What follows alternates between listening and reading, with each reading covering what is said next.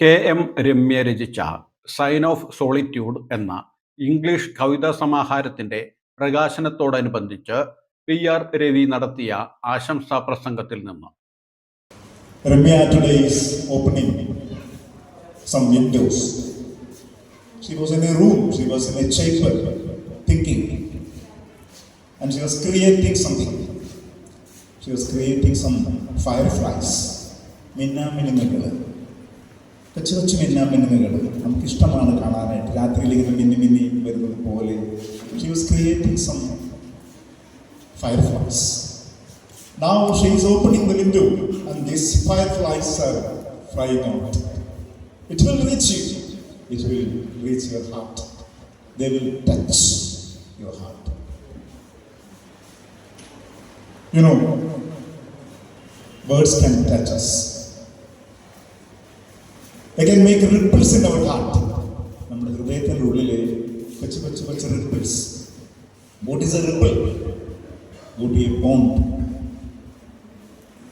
Take a stone and throw the stone to the middle of the pond. From the point where the stone falls, you can see small circular waves moving to the bank of the pond.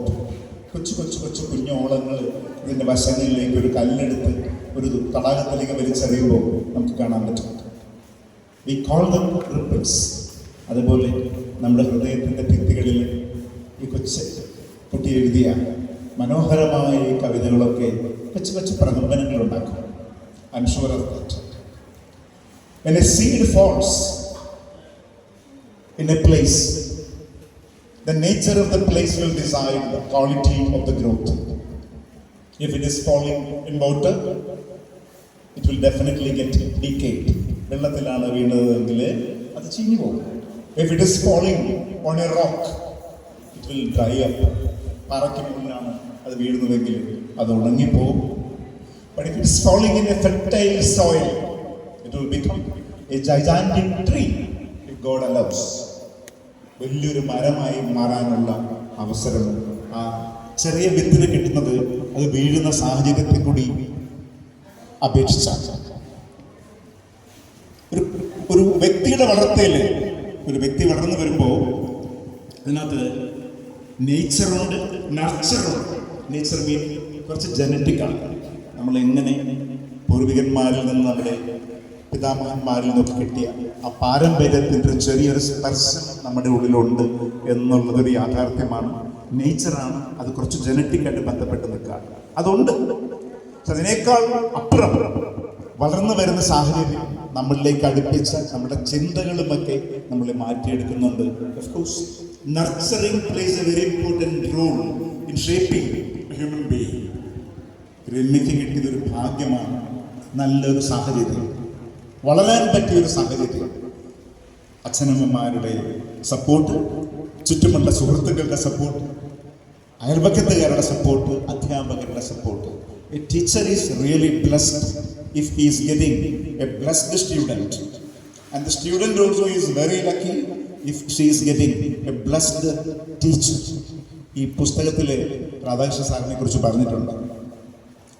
Sir ക്ലാസ്സിലെടുത്തത് കൊണ്ട് ആ പോയത്തിൻ്റെ ആ സ്വാധീനം എത്രമാത്രം ഇൻസ്പിറേഷനായി ഈ കുട്ടിയിലുണ്ടായി.